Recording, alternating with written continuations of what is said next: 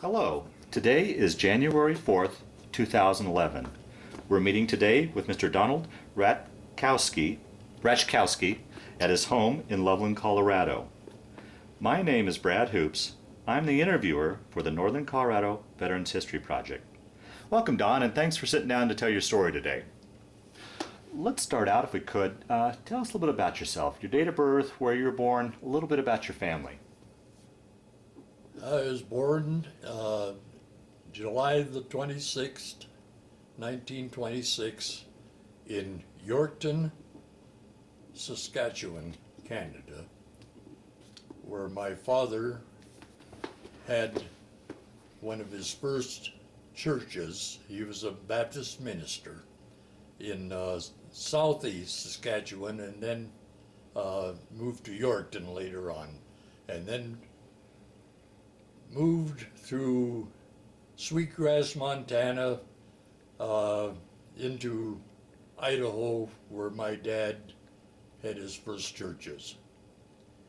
He had the English Baptist, he had the German Baptist church to start with, and then switched over to Bethany Baptist Church in American Falls, Idaho, and for his preaching.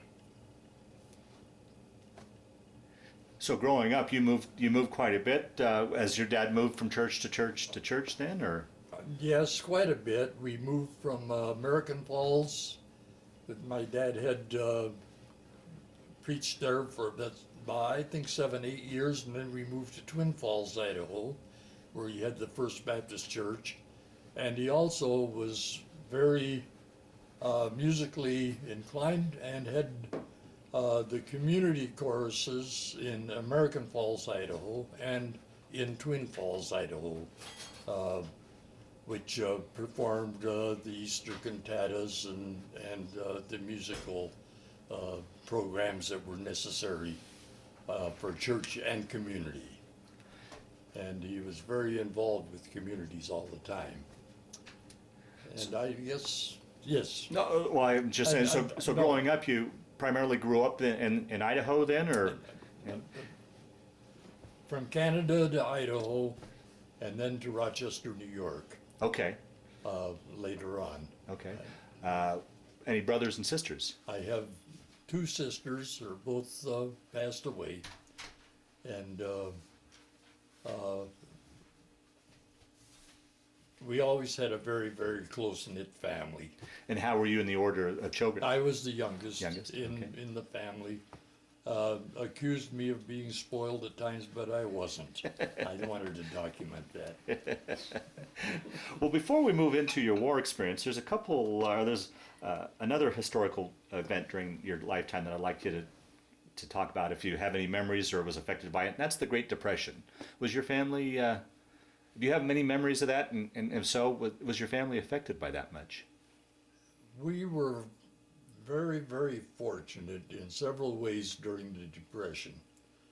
One of the main parts was my dad was at the being a Baptist minister, and that isn't the reason why, but he was the head of the relief for Power County, which American Falls, Idaho was in Power. That was the county seat of Idaho.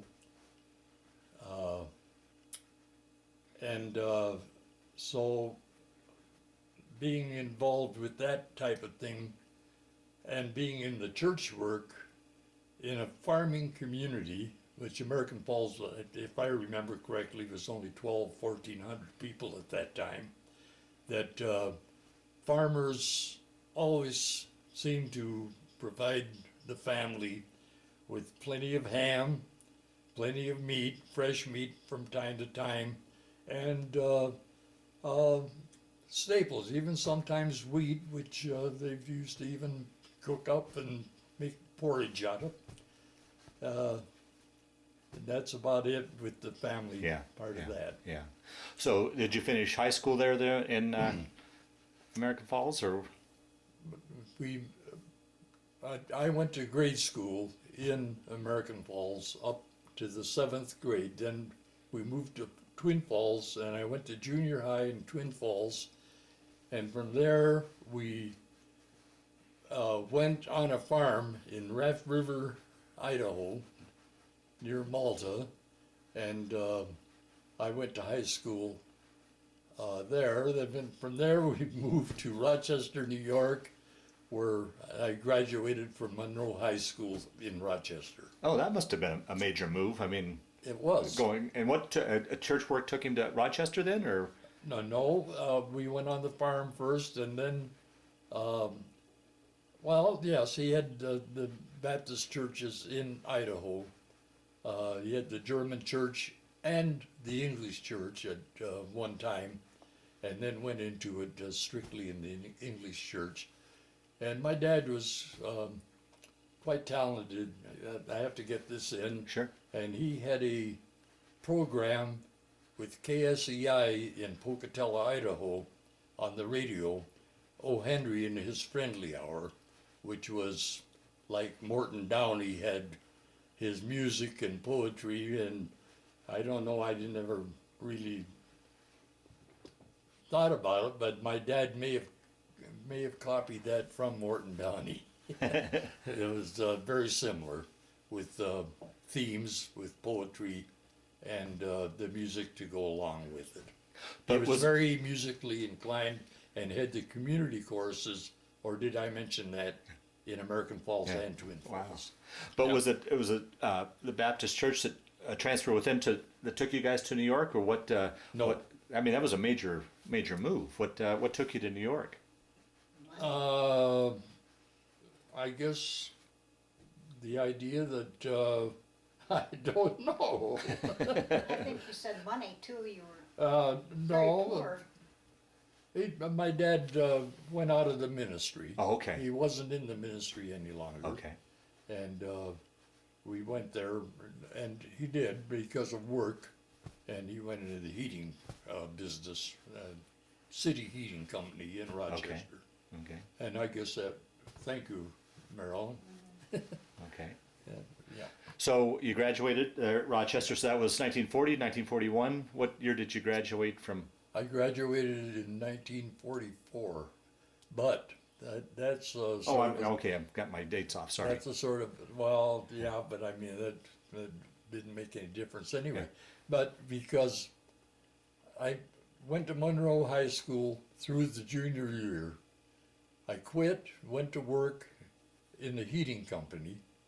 Then from there, I was in the service.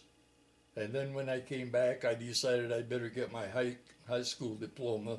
So I went to Jefferson High School as a veteran. Okay. All right. So we'll get into that story. So let's back up then. So Okay. Okay. So you guys, let me back up to December 7th, 1941. Do you remember where you were and what you were thinking when you heard about Pearl Harbor? Yeah, I was too young to be in the service at that time.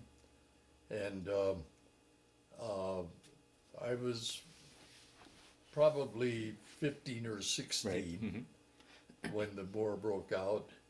And what I thought about was of course Pearl Harbor being bombed and how terrible it must have been for the families when this broke out and the bombing and so forth. Yeah. So, and then moving ahead, your junior year, you leave school to go to work in the heating business. Then were you drafted, or did you enlist, or how did you then get into the service? Not being a citizen, Oh, that's another, yeah. I had to wait to be drafted. I couldn't enlist. You had to be a citizen to enlist, which That's always, a different angle I didn't think about. But when I was drafted, then I stayed in basic training. I went through basic training and had to wait for my citizenship to come through before I continued and went to quartermaster school And I might explain that. Quartermaster in the Navy isn't handing out clothes. It has to do with navigation and steerage of the ship and Yeah, absolutely, yeah. and take care of the clocks and things. I'm dragging this out too No, much. no, I'm glad you explained that. Yes, that's a very, because the quartermaster position's But very a lot important. of people, as Yeah, soon as you say quartermaster, That's they right. think about handing out clothes. That's right, that's right. And it Yeah. doesn't work that way. Now, did you have your choice when you got drafted, what branch of service, or were you drafted directly into the Navy, or how did, I was very fortunate to get in the Navy, and this is a long story. yeah, go ahead. My sister graduated in Idaho, where I was too young, and one of her classmates was Ken Hastings, who was a yeoman, and he worked with a recruiting team in the Navy out of Buffalo, Syracuse, and Rochester, New Is that York. right? And I was fortunate enough to know him and and get his idea that I should probably be in the Navy. Gotcha. Oh, So wow. it Small helped. world. And that's how I got into the Navy. And I was very fortunate in the service. I was on a minesweeper. Yeah, we'll get into Okay. that, yeah. I'm gonna Well, get now, along the lines of getting in the Navy, did you have your choice to get in the quartermasters, or did you test for that, or how did you end up in the quartermasters? To get in the quartermaster school, I don't remember. Yeah. That's fine. Okay. I don't recall how I got in the quartermaster school. And how was that transition going from civilian life into military life for you? Well, I imagine normal. I mean, it was expected that I'd be serving. And one of the things that I didn't mention is I wasn't a citizen. Right. And then I became a citizen by going in the service. So really and truly, it was a real plus for me going in the service. Made it much easier to become a citizen. You didn't have to wait through the 5 and 7 years. Right, right. And it sort of cut the time of and the studying Yeah. because you didn't have the exams that you do when you go through the regular civilian citizenship situation. Gotcha. Now, where did you go off to boot camp to? I went to Sampson, New York, for boot camp. That's up on Lake Geneva in New York State. So you weren't too far away then from home, really? No, about 80 miles, I Yeah. think. Okay. It wasn't too far. Yeah. Okay. And we got home on leaves and went to school in Bainbridge, Maryland. I went to school, That's where you went to quartermaster school? quartermaster school, Okay. which was a 16-week school. Okay. Yeah. And then then after quartermaster school, you were assigned to a ship After then? that, I got assigned to the USS Requisite, AM 109, which is that picture. And where did that sail out of? That Or where did you join the ship met at? the ship in San Diego, California, of course. Yeah. And it was a 220-foot minesweeper where we swept mines, seeing that we didn't put the mines down, but at the end of the war, this is near the end of the war, and we knew where we had placed, where the U.S. had put minefields naturally, and we went into that, and So primarily you cleaned up our minefields. You didn't exactly. clean up Japanese. And the ship I was on was the commander of Mine Squadron 5, which was the lead ship for other minesweepers. Well, the commander. So from San Diego, then where did you sail off to? And as part of that question, here's a boy that grew up in landlocked Idaho and New York, going out to sea. How was that for you as far as getting your sea legs and such? You know, I never thought about that because it just seemed to come naturally. I seemed to, it fit right in with my character. Okay. Well, wait, I wasn't the character. I'll have a little humor. Okay. So no problems with seasickness or anything like that? No. Yeah? No, and I enjoyed my Navy duty. Yeah, talk about your duty and life on the ship and the food, the accommodations. Just generally give us an idea what it was like on the ship. Okay, a quartermaster in the Navy has to do with navigation, the taking care of all of the clocks on board, and many other duties. The sounding, when you went in the shallow water to make sure that the ship didn't run aground, and also had the duty of, if you were proficient enough at it yourself, to teach others how to steer the ship, which I enjoyed doing very much. And we also did the signaling, which we had to do semaphore and what I call blinker light, and for messages, and also to work the halyards and so forth from the flag bags, putting up messages for the other ship, which we did quite a bit because we were the command ship in Mine Squadron 5. So the other ships didn't put up the signal flags or the message flags, but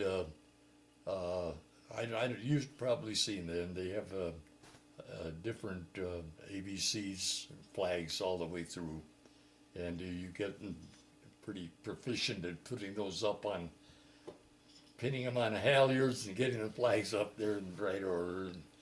And it was a very interesting duty, really. Well, it sounds like it required multi-skills in a variety of different areas. And I had the privilege of, I liked the steering the ship and doing that and that part of it, and also teaching the seamen on board.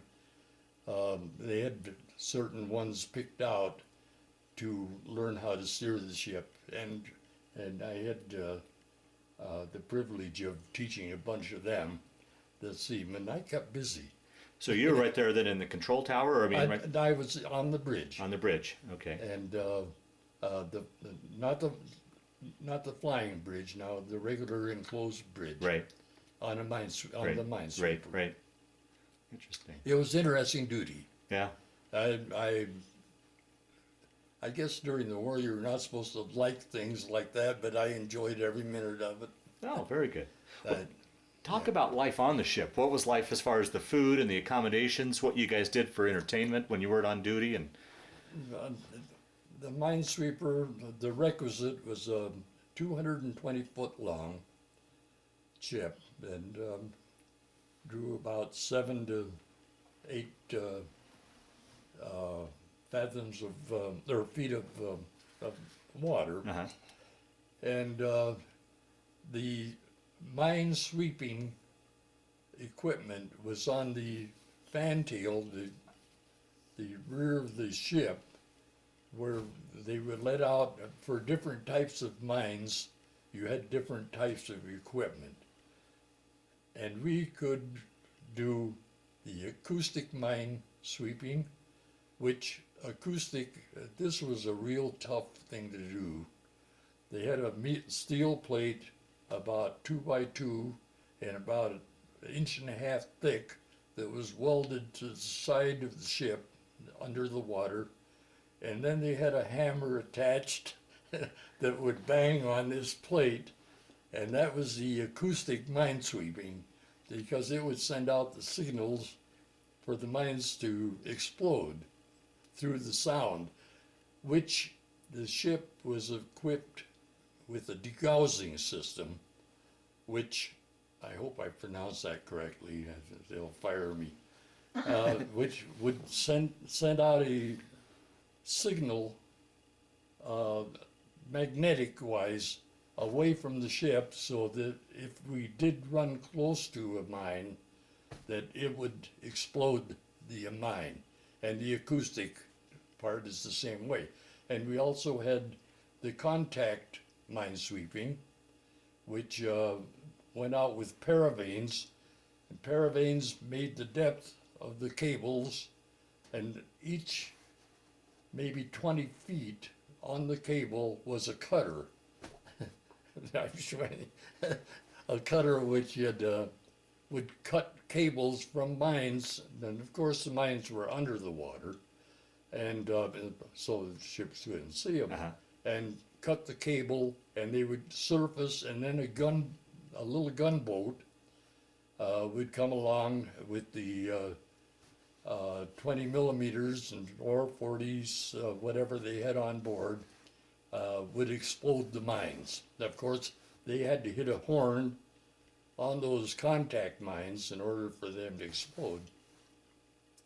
We had an experience at one time where there were a bunch of these mines that they weren't supposed to do it, but they floated evidently together and the cables got caught. And as we were minesweeping, and we hit that bunch of mines, and we had 18 cables, or 18 mines on in 22 seconds. I don't know who made up the 22 seconds, but anyway, it was quite a situation getting those, and I can remember them exploding them.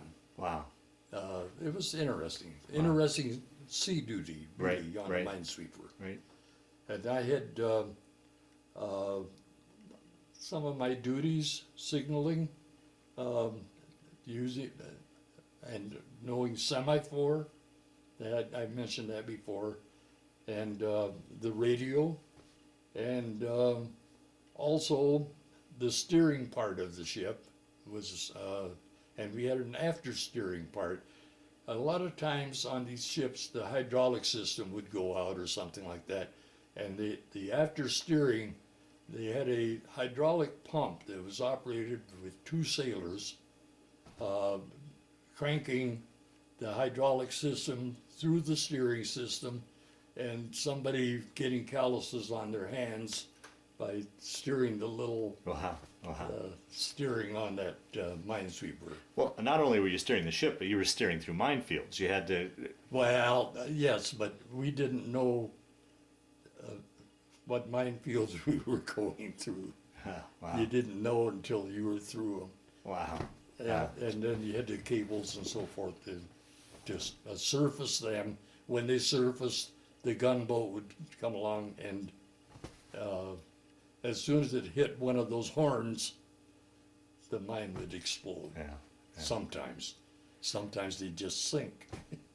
They're probably still there. But you were always far enough away where shrapnel or something wouldn't hit the ship, or how close would you be to these mines? Well, we were always far enough away. Okay. Yeah, so there was never any true danger, except the exception maybe hitting a mine. Right. But the actual procedure wasn't that dangerous. The exploding them, they're always far enough away. Yeah. And well, unfortunately, we didn't hit one that we could hear very good. Wow. Well, talk about what was life like on the ship as far as your accommodations and the food and entertainment.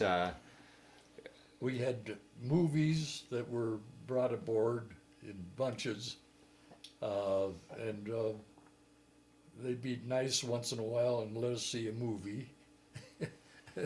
And they had a good handle on that. some of us would have just liked to hear them all or look at the movies all at one time. You know, when naturally. Well, anyway,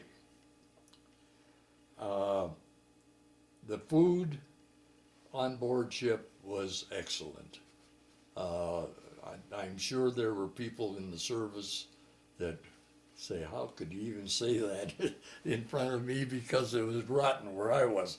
But and that has happened. Yeah. And I can remember we ran out of most of the meat. Like you didn't keep poultry around forever. And what we didn't run out of was beef. And we had steak and steak and steak, and I never thought I'd ever get tired of steak, but we did. They made stewed meat out of it, they ground it out. But anyway, and was there more to that question? And accommodations. You had your bunks and your sleeping quarters on board ship. Unfortunately, mine was right next to the compass equipment, and every time our power went off on board the ship, the thing would be in manual control, and it would make so much noise I couldn't sleep. So most of my sleeping, I slept on top of the flag bags outside on the bridge when the weather permitted. Well, let's with that question, let's go back. You departed San Diego. Take us on your routing and kind of roughly what time frame did you leave San Diego and follow give us an idea of your routing. Time frame wasn't too good, but You said towards the end of the war. I'll give you a little tour. Okay, yeah, please. Went from Sampson. Took the train, New York Central, went to California, San Diego. From San Diego, boy, oh boy, this is a long time ago.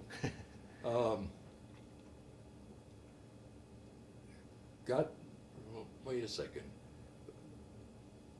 Took a troop transport from San Diego. That's what I was trying to think. The USS Gasconade 85 was the troop ship, and went to Pearl Harbor, went to Honolulu, and then went to the Philippines, where the AM 109 Requisite was anchored. That's where Okay, so that's where you met up with the ship. Time, Okay. in the Philippines. Okay. In between Leyte and Samar, and they were refueling and getting food supplies there. Then, when we left there, we went to Okinawa. From Okinawa, we went over. This is at the end of the war now. So the war, it was a Right. war over at this point, The or war just was over. Yes. okay? Now, where were you during this time on VJ Day? Any remember? You know, I was trying to put myself, and I can't remember. Okay. Okay. I don't remember. Okay. And isn't that bad? Fair enough.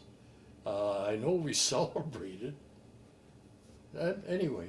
Didn't you tell me the plane drove, came over and Well, signaled? I'll tell about All right, that. yeah, okay. I thought that was the end of VJ Day. When he did that. Actually, it was. Thank you. It was right near the end. Okay, the Philippines went to Japan, and this was just over. The war was just over at that time. That's when they dropped the bomb on Hiroshima and Nagasaki. Nagasaki. And that was December 7th, and then coming back, right after that, coming back from Japan,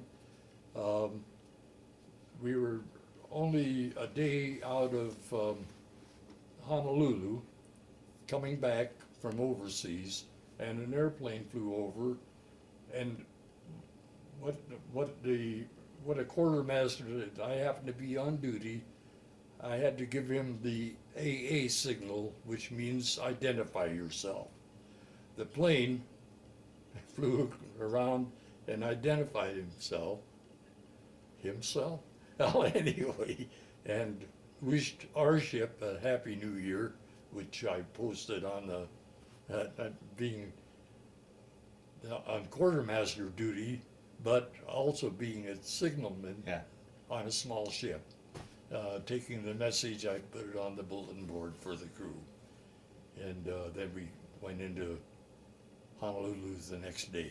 But that, he didn't say, he just wished you a Happy New Year. I thought it was that the war was ended. It had ended just before that, honey. Okay, Just, see, December 7th. yes. Well, no, December 7th, the war ended Oh, in but- September, or well, August is when the bombs were dropped Yes. of 45. Yeah, okay. Okay. Boy, I'll tell you, That's fine. I mean, it's, I'm losing it. No, No, well, no. I'm lucky, I'm surprised you remember as much as you Yeah. have. Maybe I'm making it up. No, I don't think so. Yeah. I just thought that the plane, flew over and told you the war is ended. No, But maybe it was New no, that Year's. was Happy New Year. Happy New Happy New. Year, okay. So you were coming back to the States, heading back to Honolulu. That would have been Yes. 1946 then, when you got finally back to Yes. Honolulu. Yes, Okay. Yes. All right, so- Okie dokie. Yeah, We okay. Got that Yeah. straightened. Yeah. Then went to Honolulu for a week or so and came back to San Diego. Gotcha. And got discharged in Shoemaker. So in the meantime, so once you joined the ship then in the Philippines, and then your duty as you moved from the Philippines to Okinawa and Japan was to sweep the minefields, and that's when you did all your mine sweeping. No, we did most of our mine sweeping in the Philippines Okay. and in Japan. That's why we were in Japan, Oh, okay. really, with the Minesweeper, because we had put mines Right. into their waters. Right. Right. And so from our charts, we knew where to go and to dig them out. And Now, during those mine sweeping operations in Japan, did you ever have any opportunity to go to shore, or did you ever get on? oh, we did go to shore, on shore, yes. Yeah. And what was that like dealing with the? That was very interesting, but then again, it was sad, even if the Japanese were the enemy Yeah. at that time, because what had happened because of the incendiary type bombs that always came into effect, that whole areas of cities were burned right out, like this Yokkaichi, Japan, on Honshu, was I'd say 80% burned out, and it was sort of odd. I don't know, probably going too much detail. No, please. But when I first saw that, we went ashore there, and where it was burned out with the incendiaries, there were these boxes that weren't burned completely. And thought, talking to one of my friends there, and I said, "Look at these people. They all had their money, their safes, and so forth." Well, come to find out, they're Shinto religion, and these were the cases on the outside, and of course they were destroyed, Uh-huh. interior-wise, and that's what those boxes were. They had nothing to do with safe Yeah. safekeeping. And they were carrying American flags, those little American flags you told me. Waving Oh, the no, but flags. no, when we came, well, that might be an interesting point, which I imagine if it would have happened the other way around, I don't know whether it would have happened that way. Yeah.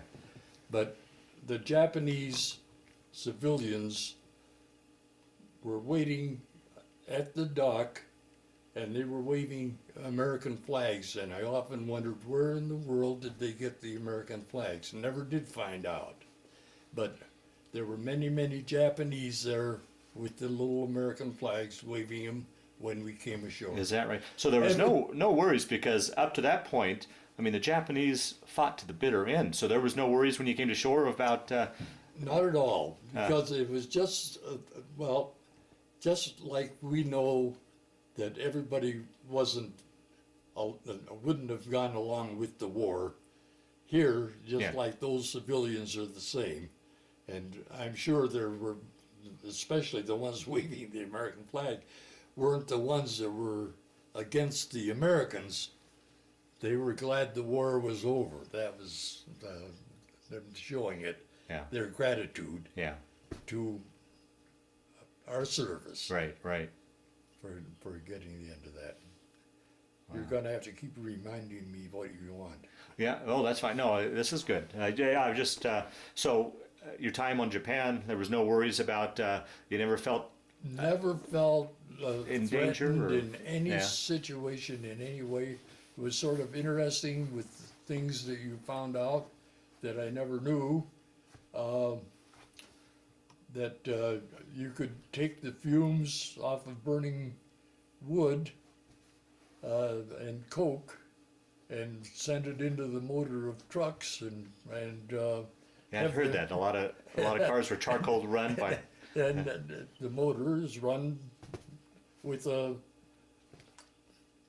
oven, really. Yeah, in the back trunk. With the fumes coming out off of the little stove in the back and going to the motor, which was very interesting to me. I Yeah. don't know why. Oh, absolutely. Yeah. Yeah, just that could happen. Did you have much interaction with the civilians at all, or? Well, quite a bit. And Yeah. of course, they were driving the trucks, and I can remember going in with a couple of friends into a schoolhouse, and the young school teacher was educated partly in the United States, and she spoke perfectly English. Well, we could understand her perfectly. Uh-huh, uh-huh. And it was sort of interesting, her telling us about some of the things that happened during the war, and which she wasn't there at that time. She was back. It was interesting. Now, your time when you were actually on Japan, were you? Was this just shore leave, or were you guys? Did you have occupation duties No, on shore? Or was it, we were only allowed to be over there during daylight. oh, okay. All right. We did not have any kind of entertainment over there, and it was sort of interesting. We got into shopping areas a little bit, but didn't find what a lot of the guys found these obies, these things that they tie around them and so forth, but I never got any of that. Yeah. I was trying to find something for my mom and sisters or something like that, but the best I could do was flags and stuff like that. Okay. I didn't get any clothing. Yeah. So once you guys had done your minesweeping duties in Japan, then you headed back to the States, or did you go anywhere? Go from Japan to anywhere before heading back to the? No,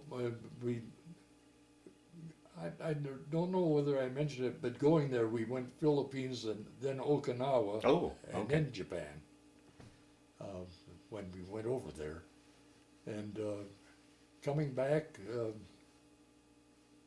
they were talking about stopping in Shanghai or going to China during Christmas, but some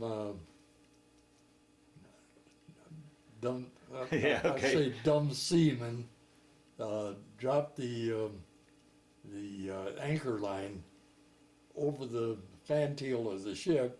Instead of pulling it in fast, he just moseyed and it got turned around the screw. Oh no. And it bent the shaft, and we didn't get to go to China. Oh no. So we ended up in the Philippines and Inuitak, a little island in the Pacific that isn't there anymore. That it was an atoll. I think that's the way you pronounce Yeah, that. And with islands all the way around it. And when they worked with the hydrogen bomb and so forth, with testing and so forth, poor Inuitak was blown right off into the ocean. There is no more Inuitak. And I got the worst sunburn in my life. Oh, is that on right? the beach there. And could have gotten discharged if I was not. And what happened, I fell asleep. And you're not supposed to be able to get that bad a sunburn. Now, did you have any, well, in addition to the sunburn, did you have any troubles adjusting to the climate there as far as the heat and humidity? Was that much of an issue? Or? No. No? Okay. As you can tell, because of the sunburn, that was in the hot part. Yeah, right, yeah. So, no, I didn't have any problems with that. You went through the Panama Canal. You did that. You told me that. Well, that was much later. That was when I got just Okay. before I got discharged. Oh, wonderful. We'll get to that for sure. Yeah. Well, one thing that, as I've done these stories through the years, I've heard about the various typhoons during that time period. Did you guys ever get caught up in any of those terrible typhoons that went through the Pacific? Didn't have any trouble with typhoons. There was one typhoon that hit Buckner Bay in the Philippines, and or is that Okinawa? Yeah. Okinawa, Buckner Bay, and rather than stay in the harbor, we went out at sea, and actually missed most of it. But what they were concerned about was the ship going up and then coming down, breaking the seas. Mm-hmm. And you may have heard about this, seeing that you've been doing this reporting. There were a bunch of ships that sank in that typhoon, that very typhoon that I'm talking about, that we went out. As a matter of fact, there were close to 100 ships that had problems Yeah. in there. But you guys got further enough, you were on the edge of it. then, We were out in the ocean. yeah. Yeah, we got right out of there. And our little ship probably would have sunk.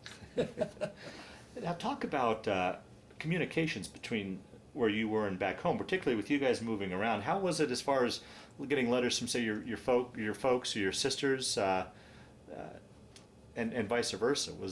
What would happen there is we'd have our mail call when we could, when it was possible. And we didn't just get a letter, we'd get a bundle of letters, and then we'd spend our time.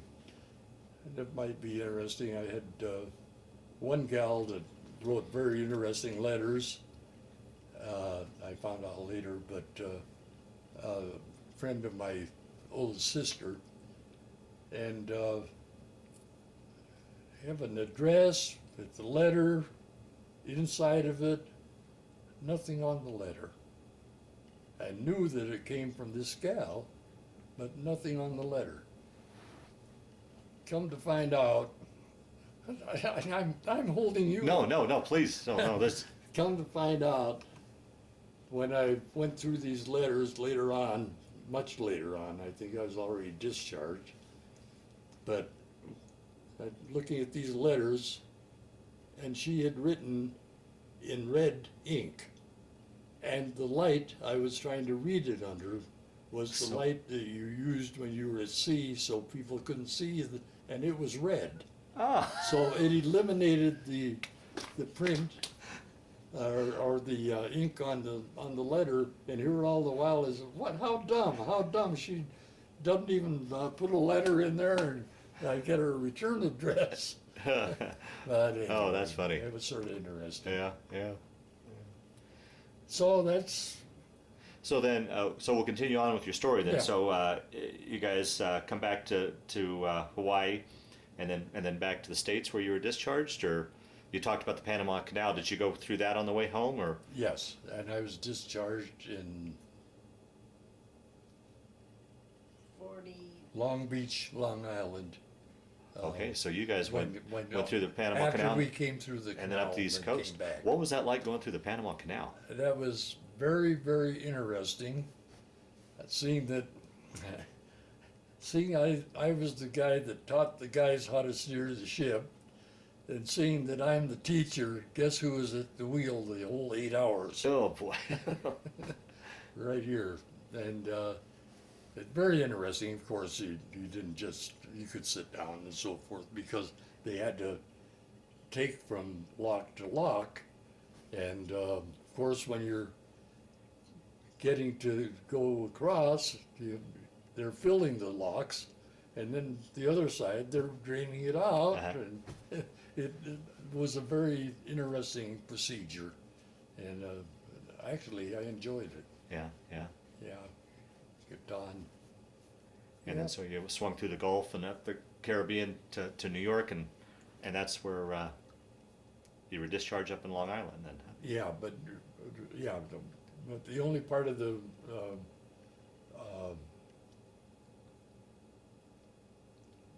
you were in ocean all the Yeah, while. yeah. The canal right over to the ocean and straight up Straight up, yeah. to New York. Yeah. Well, I'm telling you, Maryland, I'm forgetting. No, Well, you know, you're doing. you give out bits and pieces to the family, but for Brad to be here and you're telling the whole story, it's hard to remember Yeah, everything.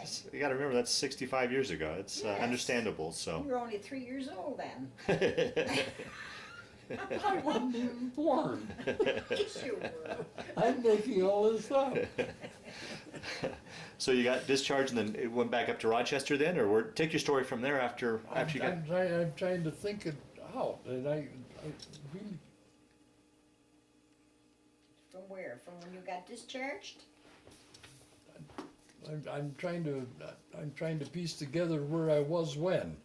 Now, what do you want me to tell them? So after your discharge, then did you return home to Rochester? Or? Yeah, Okay, yeah. and then. And I was still single, of course. Yeah, yeah. Hadn't gotten married yet. But Long Beach, Long Island is where I got discharged. And then right when you got home, did you take some time off, or did you go right back? You said you finished schooling. Did you go to work? What did you do when you got? My dad was in the heating business Yeah. at that time, and I had worked for Lobby Electric Company as a oil burner serviceman before I went in the service. And so when I came out, I think I started to mention it earlier, I had quit school Right. Uh-huh. after junior year, and I went back to the Veterans Accelerated 12th year of high school, and then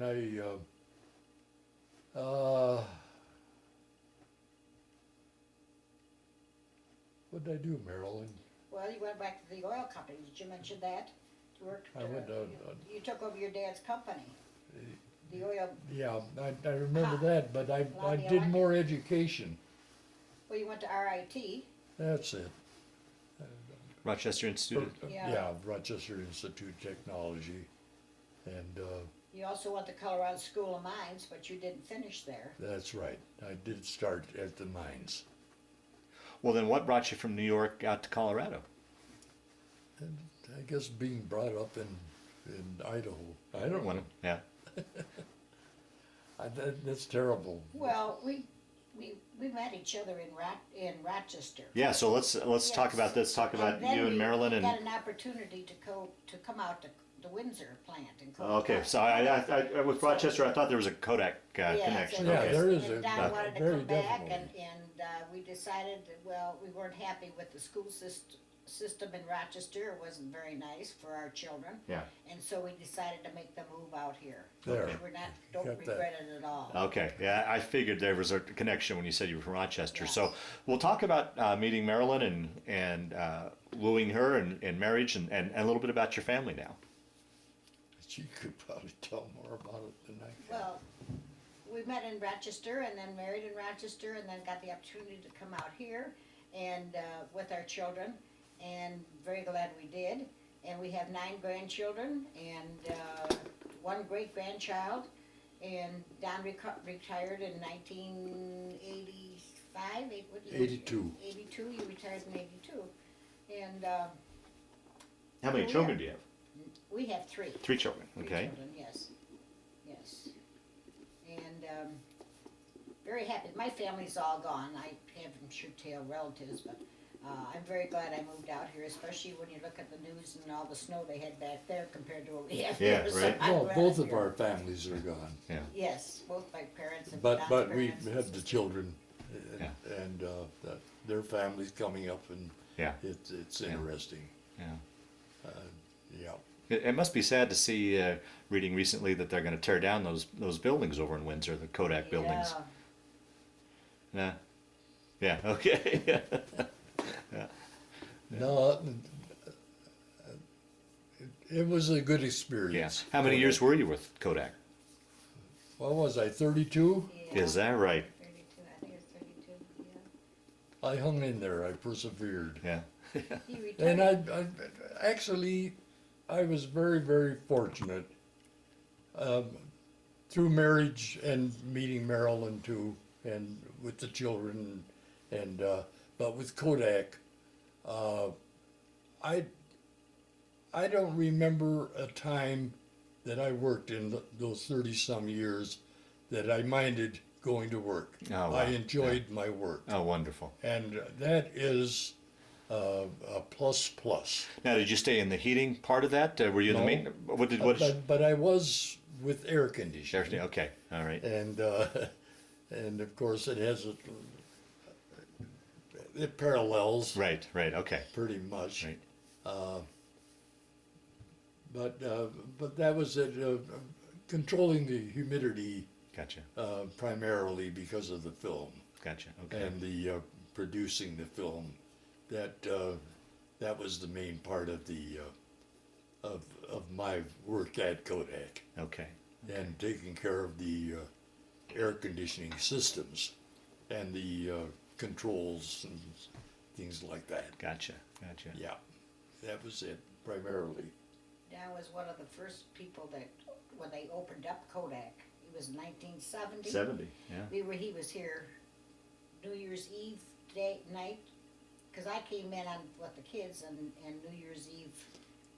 Yeah, and I was here when they Yes. the first week that they opened the new plant Wow. in Windsor, Okay. the one they're tearing down. Yeah. Right. Right. Wow. And that was interesting work also. You know, just being that they're on the ground floor. Right. To be the start of it all. And yeah, it was interesting. Yeah. Very good. Well, Don, we'll start to wind down this interview. Is there anything I didn't ask you about? Well, I guess there's a few questions I did want to ask you. As far as your shipmates in the ship, did you guys ever have any sort of reunions over the years? Did you ever keep in touch with any shipmates? Yeah, we did. We had a reunion. Was it the 25th after? Yeah, in Oklahoma Well, anyway, City. in Oklahoma City, we had a reunion, and quite a few of the shipmates got together. Finding myself in different parts of the world was always very interesting. Oh, absolutely. And Particularly because during that time period, people really didn't travel too far away from Right. home. You didn't have television or internet to learn about these places. It had to be fascinating. it was very fascinating. We, as a family, we did a lot of traveling. My dad being a Right. public speaker and so forth, and we were at the summer camp. He always had the music, and also part of the preaching Uh-huh. at the church camp, which we had a camp up in the Sawtooth Mountains Oh, right. near Sun Valley, and we go up there every year, and had a very interesting traveling life, and that's one thing I can truthfully say, that